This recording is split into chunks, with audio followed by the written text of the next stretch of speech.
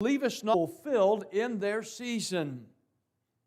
And the people waited for Zacharias and marveled that he tarried so long in the temple.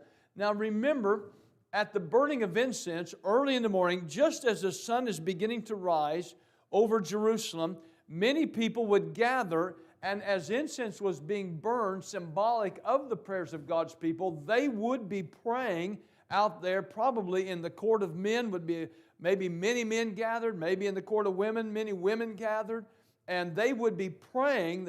These would not be priests, they would be people coming to pray, and they were all there. And as Zacharias made his way out the court of the priests, on down in maybe the court of men, the people were waiting for the officiating priest to come out and signal, and maybe he conferred a blessing upon those faithful who gathered. Maybe that was typical. I do not know.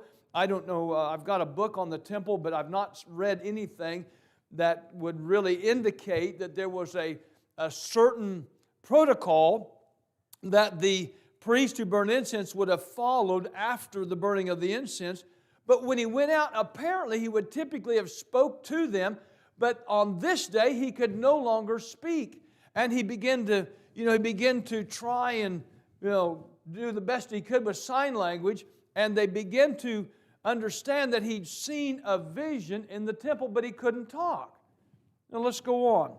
The people waited for Zacharias and marveled that he tarried so long in the temple. And when he came out, he could not speak unto them. And they perceived that he'd seen a vision in the temple, for he beckoned to them and remained speechless.